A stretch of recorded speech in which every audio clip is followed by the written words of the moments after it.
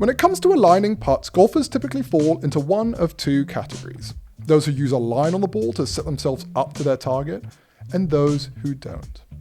But these days, if you belong to that first category of players, you no longer have to draw your own line on the golf ball with a Sharpie. If you play with balls from a brand like Titleist, now you can choose from a selection of built-in alignment options. Different types of lines, which may sound like a small detail, but it's not, because there's real science behind each design. So how do you know which one will work best for you? To find that out, I paid a visit to the Titleist Performance Center in Acushnet, Massachusetts, to talk to the Titleist R&D team about their latest advances in aim alignment technology.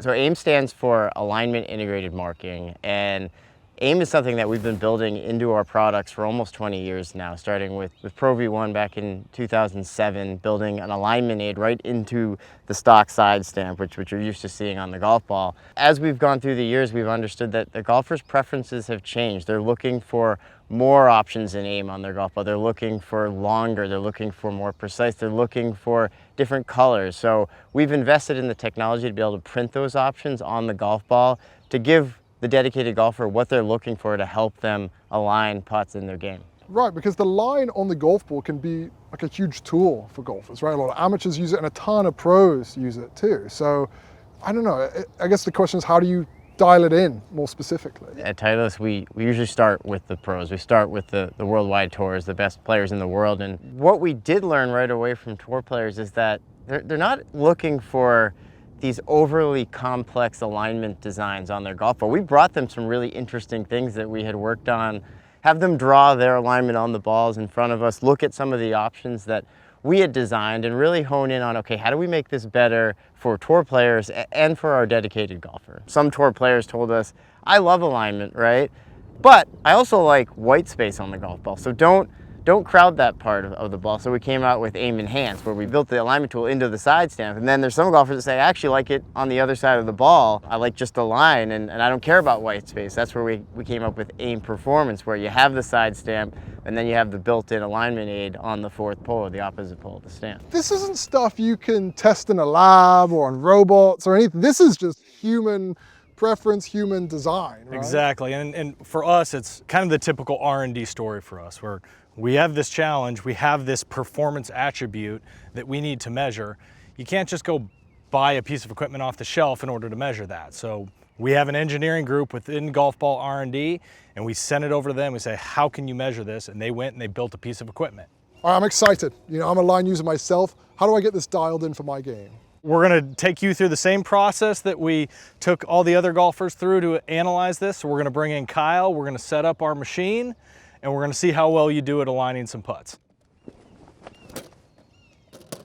Okay, Kyle, I've been using a line on the golf ball for ages, and I pride myself on being a pretty good aligner of the golf ball, but you're about to fact check that claim. So what is the test? Like, what are you gonna put me through right now? So we have a pin here, and we have various distances, and we're gonna have you line up the golf ball from those various distances. You're basically gonna point the arrow straight at the pin, and you're gonna act like it's a totally flat putt, so no break at all. Got it. So my goal is to aim the alignment aid on the golf ball exactly on that flag. Correct. All you have to do at this first marker here, you're gonna put that golf ball about 7 or 8 inches up from the pegs at each location. Okay. So somewhere right in the middle, should be good to go.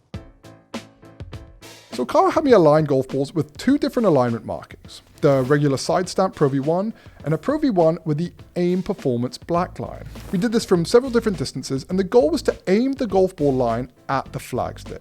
This seems like the kind of thing that I bet pros are just like weirdly amazing at. After each attempt, he'd use this fancy alignment measuring machine to see how far off I was from perfect alignment.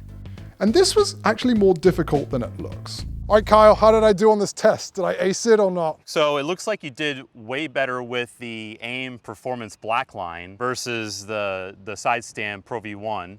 And you were a lot more accurate from the last two locations. From the middle location, you would have still made it at 113 feet out. Your deviation was also a lot tighter with this alignment aid, the second ball, and you had more success with that. And it was one of those anecdotal things where even this tiny, thin little line, immediately you'd put it down, it would take me fewer kind of stop starts to get it all lined up. So that's why we have different alignment aids, because they're going to cater to different folks and what you like to look at. After going through my own test with Kyle, I went back to see Mike and Michael to see how they've tested aim on a much larger scale. We had to go out and do that test with hundreds of golfers and collect thousands of data points to understand, are our aim designs effective? Is there any advantage to these designs over the control? So everybody has some natural variability when they line up to the hole, right? Can we take that natural variability that players have and just tighten it up? Where we really saw the improvement in the aim side stamps was in the precision, right? And we actually saw this a little bit with some of your numbers. So what we have here on the ground is a representation of the data that we collected from all these golfers. And the yellow lines that you see here is the kind of the total variation using a stock side stamp, and the pink cone is the variation that you have using an aim side stamp. Wow. So what we've done is with the stock side stamp, you get a variation of about plus or minus 5 degrees. That's a lot. 5 degrees is a lot. Interesting you say that, because one of your putts that you aligned with a stock side stamp was about 4.7 degrees offline and would have missed from 3 feet.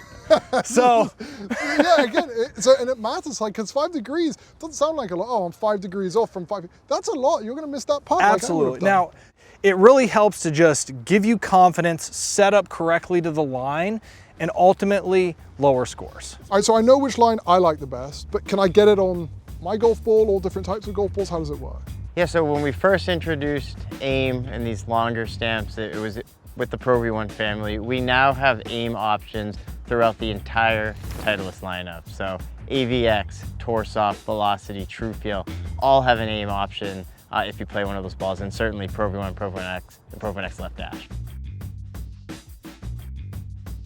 And that's great news, because according to Titleist, golfers that use balls with aim stamps are up to 35% more precise when it comes to aligning their putts. The type of alignment aid matters a lot, because when you find one that fits your eye just right, your margin of error shrinks down to almost nothing.